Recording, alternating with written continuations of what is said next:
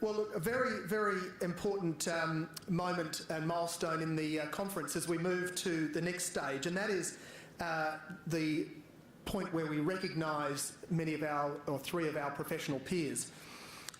Aristotle said, and he said many wise things, but certainly made this wise statement: in the arena of human life, the honours and rewards fall to those who show their good qualities in action.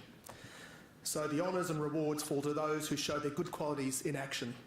And our industry is privileged to have amongst it many of the world's best search consultants and leadership consultants. Each year, it's a real challenge for the nominating committee to determine whom to recognise amongst this great community of professionals. This year, we have selected 3 awardees with the highest credentials to receive these esteemed AESC awards. Just so you know, there are 3 awards. The newest of the awards is the Future of the Profession Award, and I'll let each of the people who come to the stage to make the awards explain the context of each of the awards. But we have the Future of the Profession Award, which is the newest award. We have the Eleanor Raynolds Award, and we have the Gardner Heidrick Award. So without further ado, I'll call Craig Buffkin to the podium, who will provide the first award, which is the Future of the Profession Award. Craig, are you in the room? Here we are. Thank you.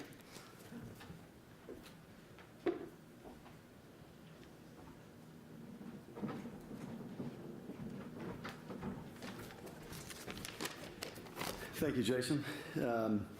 As Jason said, there's a lot of talent in our profession, and it definitely deserves to be recognized. The awards the AESC has bestowed since the 80s, the Eleanor Raynolds Award and the Heidrick Award, have been significant in terms of honoring professionals for their contribution throughout their careers. Knowing that our profession is also comprised of many up-and-comers who you see in the room with us, the board agreed last year to introduce a new award called the Future of the Profession Award. And basically it is an award that is designed to look at innovators or just folks who've made a lasting impression really early in their career and really have a bright future in our profession. And frankly, our profession is not sustainable unless we nurture creativity and innovation, as many of our speakers have talked about today. The first recipient of this new award is Anneke Ferriera. Anneke is the founding managing partner at Cast Partners, a member of Panorama Search. She's really distinguished herself in many ways. On the technology front, she was the first with a firm with a website, embraced new technology. She spearheaded a new database combining social media and their internal database to really create some incredible efficiencies. And she did change the name to Ferriera Associates about 3 weeks ago, so sorry about that. And Anneke wrote their firm strategy into African emerging markets and spearheaded retained search into many parts of Africa, opening doors to many international businesses. She's completed assignments in many African countries and most of the countries in the Middle East. She's been a leading voice for diversity and inclusion in Africa. And as chairman of Panorama, I've personally witnessed Anneke's leadership, her new ideas, and her strategic thinking at our global partner meetings. The nominating committee was impressed with her strategic thinking, her use of innovation and new processes, and her professional and ethical approach to clients. It's my real honor to present the 2015 AESC Future of the Profession Award to Anneke Ferriera.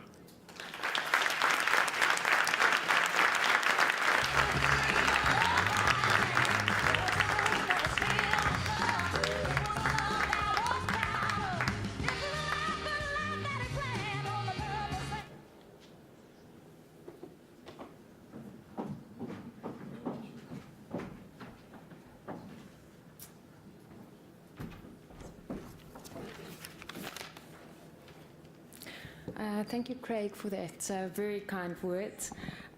Global members of the AESC, I'm very, very proud to receive this award today, especially also being the first recipient of it.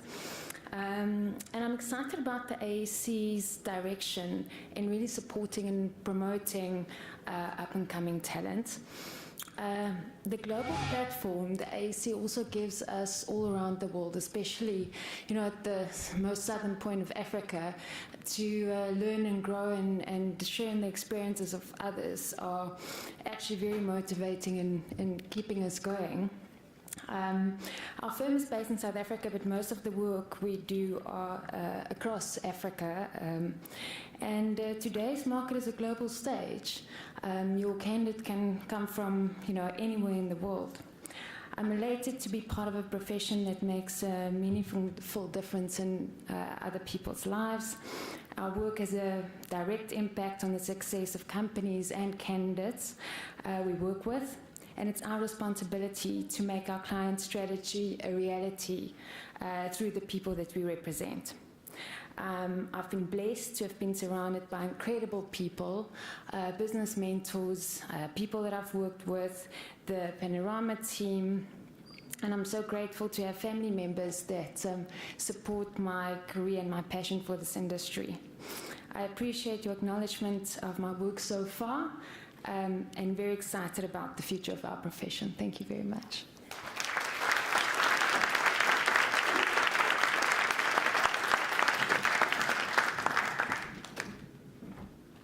Congratulations, Anneke. Our next award is named for a superb professional and incredible human being, Eleanor Raynolds. And I'd invite Sally Stetson to come to the stage to present this award.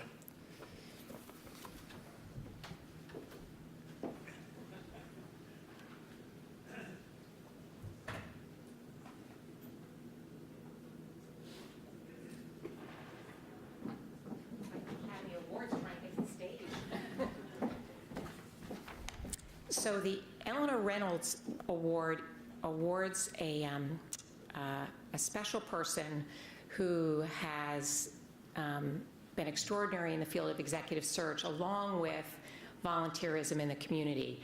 And I'm really proud to be up here today to honor my business partner and friend, John Salveson.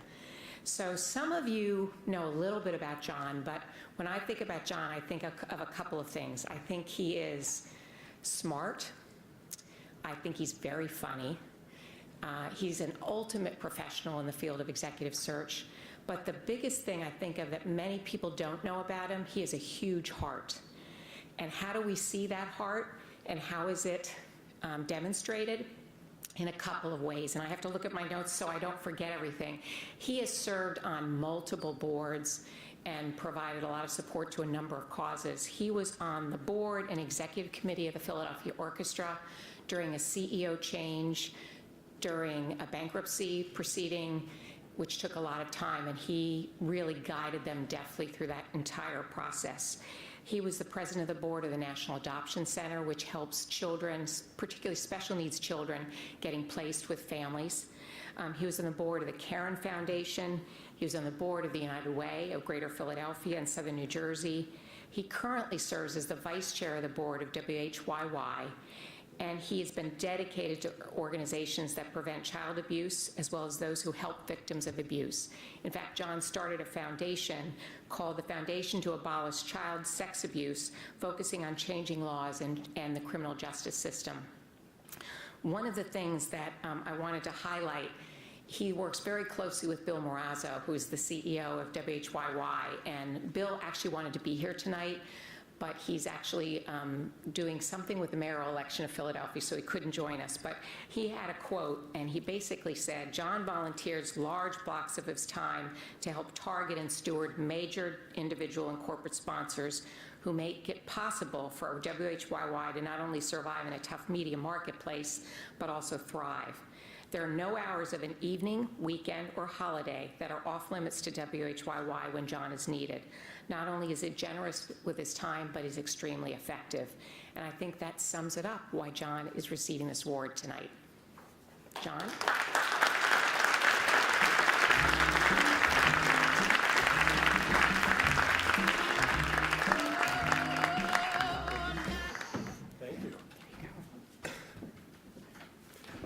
Thank you. I certainly want to thank the AESC for having an award like this, because I think it's really important. I think that we are in a business and an industry and a profession where we can have a lot of freedom to have impact and be helpful to organizations that have missions and visions that are important to our communities and important to the people who live in our communities. So I appreciate it, and I really appreciate being selected for it. There's no question that my involvement in many of the organizations that Sally has talked about has given as much, if not more, to me than to those organizations. It's a great experience to learn all about organizations and different issues, and it just really is a way to just sort of become a better leader. So I just feel extremely fortunate. I should point out I had nothing to do with the orchestra's bankruptcy, and we're out and we're doing great. So come to Philadelphia if you can even get a ticket and see them. But really, I do appreciate it. And the final two things that I want to say is you can't do this kind of work unless you have a business partner like Sally Stetson, who has just been unbelievably generous and has put up with a lot of this stuff over the years, so I'm very grateful for that. And you can't do it unless you have a wife like Susan Salveson, who's here, who puts up with the nights and the weekends and showing up at black ties that she'd really rather not be at. So thanks very much. Thanks to both of you. Thanks.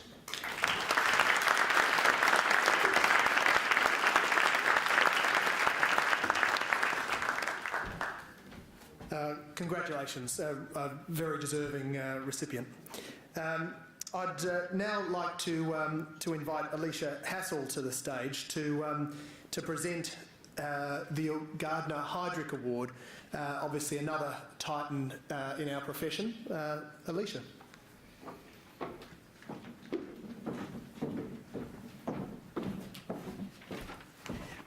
Thank you, Jason. And I have to say that I'm honored and pleased to introduce my colleague and partner, Jim Herlein, for this award. For those of you who don't know, the Gardner Heidrick Award is considered a capstone award, if you will, to celebrate a lifetime achievement and outstanding contributions to the search profession itself.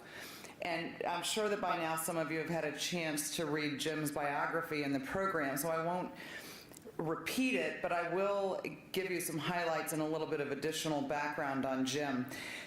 Jim joined Boyden in 1994 after 2 decades in a top-ranked oilfield services firm. And what he brought to the firm was intellect, perspective, passion, and compassion.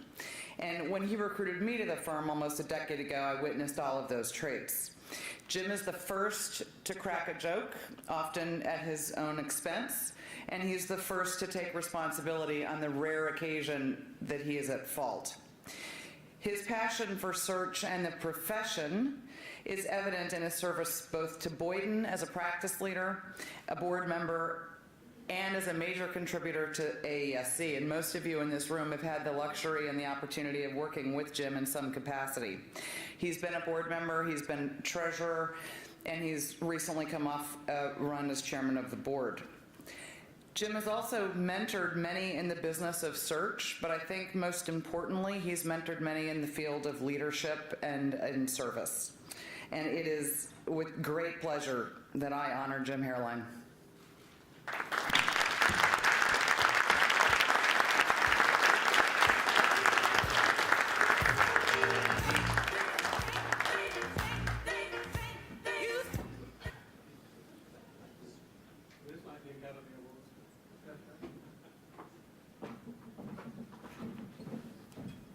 It's always sweeter for you to be giving it to me. Thank you very much. Congratulations, my friend. Thank you, Alicia. I was really surprised and honored when I found out I was receiving this award. May I pass this to somebody before I drop it on my foot? Thank you.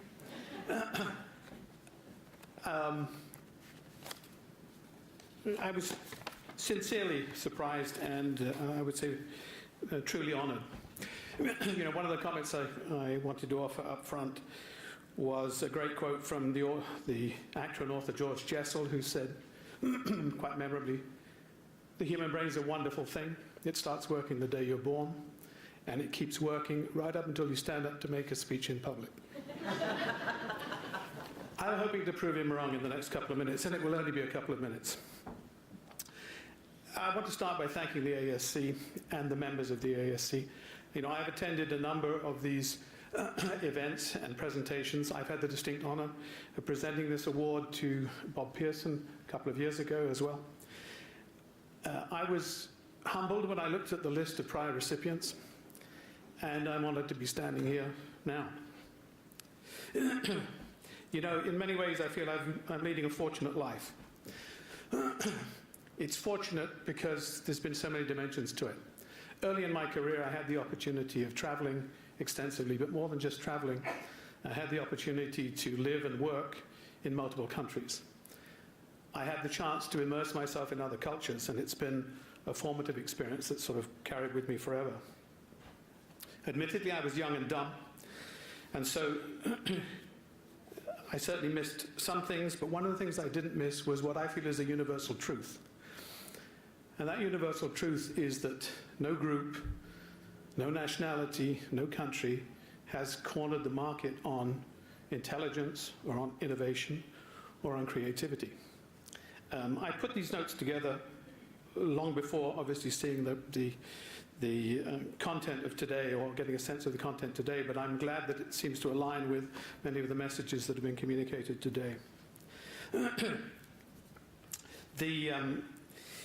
fact that no particular country has a corner, let's say, has cornered this pool was evident to me in terms of my experience. I saw firsthand, working for a company that recruited talent in over 60 countries around the world. They did it not because they were being altruistic, they recognized that it made good business sense. They wanted an employee base that reflected their customer base.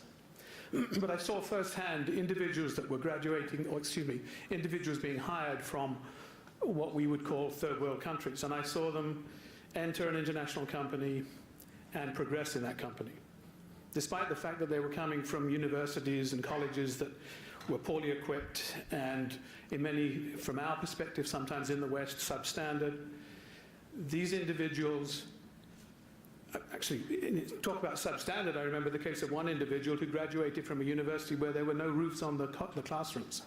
I mean, he didn't have textbooks or equipment, and there wasn't even a roof on the classroom itself. That story just sort of sprang to mind.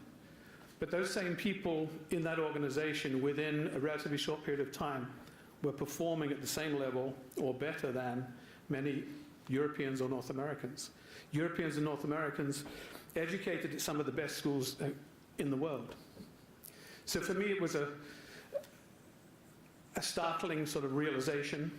And to key on another point made by one of the presenters this morning, I think it was Lauren, the good thing was that the company I worked for valued those individuals, heard their voices, developed those individuals, and in fact many of them ended up moving into the C-suite.